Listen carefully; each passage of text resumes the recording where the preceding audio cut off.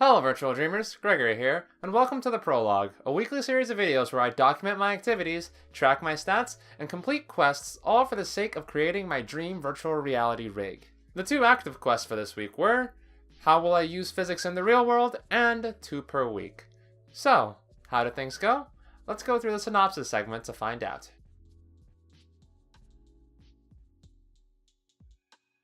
Well, if I had to be honest, it's been a little bit of a mixed bag. On the one end, having all the freedom has been very nice, and it's kind of nice to not have to dread every single Monday just because I'm going to have to deal with a wallop of school, working on the prologue, and doing a bunch of other stuff simultaneously. So it's just kind of nice to have the extra time to be able to rest. But having a bunch of time suddenly come back into your schedule isn't exactly the best way to get yourself back into a productive spirit.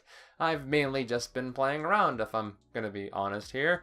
I can say that I am glad I managed to get VR Locomotion out on Sunday, even if it did kinda come at the cost of the prologue, as you guys can see by the late release here. But it is a very important video in a sense because it is one of the main issues I'm planning on resolving using my virtual reality rig, which I'll be getting into a little bit later on in this video, but you'll understand what I mean then. In regards to my quest 2 per week though, I meant to say it everyone, but I have finally failed at the quest. The change in my weight did not manage to surpass the 2-pound barrier required for this quest to be successful. It's unfortunate, but it's just what I kind of expected towards the end of the week, just because I kind of let myself go this past week, just having fun with enjoying life again after the nightmare that was that summer course, because, guys, in spite of the fact that the regular semester is probably going to involve 2 classes versus 1, having all that material kind of cram-packed into a small package was a lot more than I was expecting, so it really did just completely take all of my plans and kind of sideline them for that period. So just getting the opportunity to rest up and have some fun a little bit seems to have overtaken my desire to get back on track in that regard. It's unfortunate to say, everyone, but alas, the quest has been failed. Although, we have to take a moment to acknowledge that it did manage to get me down to the lowest I've been in terms of weight in a long time, and it's a testament to how just a very small goal can steadily increase your ability to improve things over time. I personally am kind of aiming towards a single pound weight loss delta now going forward, just to kind of take things off little by little, but it's not going to be in an official quest capacity. So for the time being going forward, we're only going to have the main quests for now. And on the note of the main quests, the quest for the week of July 29th through to August 4th, how will I use physics in the real world, is complete! If I'm gonna be honest, this didn't really wind up taking all that much time. In the end, I kind of had a lot of the uses I had intended out for a lot of this material already written down in my notebooks in quite a few little areas, and I just wound up copying them onto a brand new sheet, so I kind of had to say that it felt a little bit like a cheat, not unlike that one quest where I just completely didn't really see the point of it towards the end. I'm not going to abandon this one since it's done, but yeah, it just isn't exactly the greatest victory. To kind of sum up what I found though, it really wound up breaking down the fundamental ideas of Physics 1 and Physics 2 as courses down into their basis level, since in the end, they kind of gave me the ideas and inspiration that they should have had based on the materials that were provided. Physics 1 is basically just an overview on the general idea of physics, which is using mathematics in order to understand nature around us and just using the scientific method as well. But overall, a lot of the main aspects of the course that I was taking in Physics 1 in my college mainly went over physical mechanics, or in other words, making things move and what forces required in order to do formulas and such that allow us to calculate things in that degree to a very specific level. Overall, though, I'd say the first part of physics taught me how I'm going to make my virtual reality rig move. While not the most important aspect of the virtual reality rig, that'll come along more in Physics 2's material, the Physics 1 material is going to be useful for some of the quality of life stuff in particular, mainly the fact that I kind of want to make the VR rig self-assemble in a certain sense, just so I don't have to put on a lame-o kind of spandex suit thing that you always see in fiction. I want it to be a little bit cooler, so I'm going to be aiming to have a lot more moving parts to just kind of connect themselves into a single unit all in all. If I had to sum it up in a general idea, though, the idea that every electrical engineering student basically just wants to be Iron Man is not exactly unjustified in this virtual reality rig implementation. With Physics 2, though, it really went into the more practical aspects that I'm going to be able to use for my virtual reality rig on a fundamental level. Things such as charge, magnetism, optics, and things along those lines were generally what we covered. We used a lot of specific formulas that I don't think I'm going to necessarily need, but in a few cases, I do think that understanding the underlying principles is going to be very important towards avoiding issues in the future, and are actually going to play a very significant role in designing blueprints that are both functional and safe.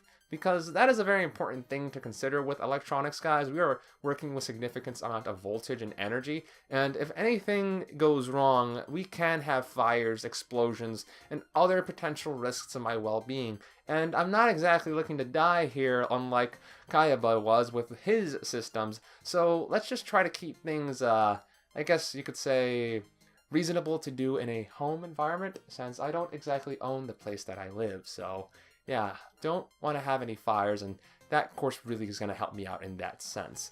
So yeah, and even the optics stuff is probably going to come in handy just because while the Oculus Rift and a lot of virtual reality headsets that we have in the market right now certainly do have a lot of merit in their designs, they're making a lot of considerations in regards to optics for weight, which is something that I don't have to worry about as much in my VR rig design, because that's not exactly going to require any motion whatsoever to a significant capacity. So I don't have to worry about having a lightweight headset because the head will be uncomforted or feel uncomfortable while you're moving around with a bunch of heavy optics. So it's going to be very useful for me to have an understanding of optics so I can mess around with that and possibly increase my FOV in a later implementation. But it's not exactly the most important aspect, but it is something that I consider in the notes, so I wanted to tell you guys there. With that, everyone, it's time to move on to the next quest for the week of August 5th through to August 11th. The 5 Grand Quests 2018. We are a good number of weeks into the prologue at this point, everyone. To be honest, I was kind of doubting my ability to be able to keep up with this series, and with how late things have been getting as of late, you could argue that it's been a real struggle all in all, but we've still managed to make it to this point, and I don't really think I've gone into enough detail on what those 5 grand quests I introduced in the first prologue were actually meant to do. I think it's as good a time as any to really go into what the 5 grand quests' purpose was for this year, and how they relate to my ultimate goal of breaking down the barriers between dreams and reality, and the near-term goal of creating my dream virtual reality setup. Because there's a lot going into this, and I think that it's worth giving you guys some insight into that matter. In addition, I'll probably go into some aspects of the VR rig in the explanation, and since it's been a little while since I last discussed it, I think it'd be worthwhile just as a refresher for everyone. So everyone, with that, we already know what my quest is for this week, but you guys also had a quest for the past week as well. Your quest, MMO History number 1, called for you guys to explain what MUD referred to, as well as give some information as to what a MUD was. For this quest, I was judging you guys based on the quality of your answers, as well as the conciseness and or how much you were upvoted. Overall, my final decision was that Luix provided the best answer for this quest. The main thing that Luix did that differentiated them was providing an example game of the MUD genre. This managed to separate Luix from the rest, although I also need to provide shoutouts to the Foxfiend and Walmo for providing their own answers as well. Congratulations you two for your shoutouts, and thank you very much for your participation. You didn't get the grand prize this time, but you managed to get close, and you never know when you'll make it in another time. So keep an eye out, and thank you very much for your efforts. Now then, Luix, the character you selected for me to sketch this week was Todoroki from My Hero Academia, which was a very interesting choice for me just because I really like Todoroki as a character. My Hero Academia is a very popular anime, of course, at this moment in time, and I've been keeping up with it plenty. It's actually one of the first anime I started watching when I switched over to fully no subs in this past year, so it's been a very entertaining show for me just to have the fun of not only watching it, but also engaging with it in the pure Japanese language. And in terms of the anime itself, of course, Todoroki versus Midoriya was an absolutely incredible fight, and the amount of emotion that went through it is just great. In addition, since this is is just a face-only shot, Todoroki having the mark on his face as well as the interesting color scheme with his hair being white on one side and red on the other made it a very interesting character to draw for just the face, so thank you very much for considering that if you did. But either way, I had a lot of fun with the drawing. Again, Luix, thank you very much for your selection. It's a pleasure having you in the main clear space again, and I hope to see you again in the future. Thank you very much for your selection and your participation in this week's quest. I hope you liked the sketch. Well then everyone, that just about does it for that quest. It's time to move on to the quest for the week of August 5th through to August 11th, the Early Bird. As I mentioned previously, my quest for this week will be to create a video going over the 5 quests. Your task will be as such. If I successfully manage to complete the quest and post the video, be the first to post, gets the worm first in the comments section.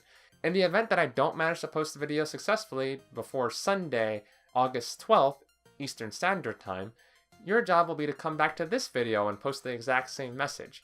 The first person to post it will get the face sketch for next week. In addition, we will again have 4 other available slots for anybody who posts afterwards, so you can consider them the runner-up slots, which will receive their shoutouts. Well then everyone, that just about does it for this week. Good luck to you all, my fellow adventurers and dreamers. Till next time, this has been Gregory, logging out.